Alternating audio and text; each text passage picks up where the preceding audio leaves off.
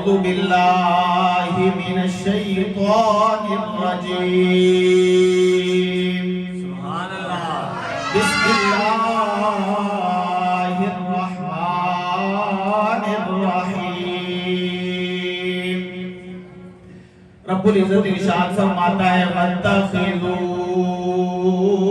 مِن مَّقَامِ إِبْرَاهِيمَ مُصَلًّى.